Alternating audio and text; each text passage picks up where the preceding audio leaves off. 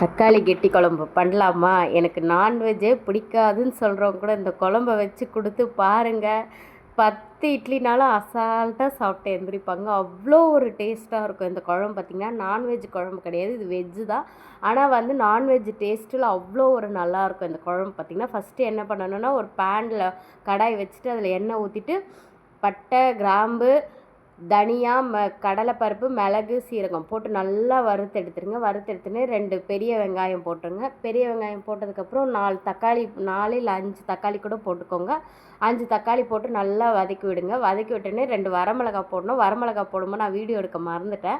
அதனால் நீங்கள் 2 காரத்துக்கு ஏற்ற மாதிரி ஒரு 2 வரமிளகாய் யூஸ் பண்ணிக்கோங்க. அதுக்கப்புறம் பார்த்திங்கன்னா ஒரு 6 பல் பூண்டு, 6 பல் பூண்டும் போட்டு நல்லா வதக்கிடுங்க. வதக்கிட்டு அதுக்கப்புறம் மஞ்சள் தூள், குழம்பு மிளகாய் தூள், தனி மிளகாத்தூள் போட்டு நல்லா ரோஸ்ட் பண்ணுறேங்க. அதோடய பச்சை வாசனை நல்லாவே போயிடணும். எண்ணெயிலேயே தான் நல்லா வதக்கணும்.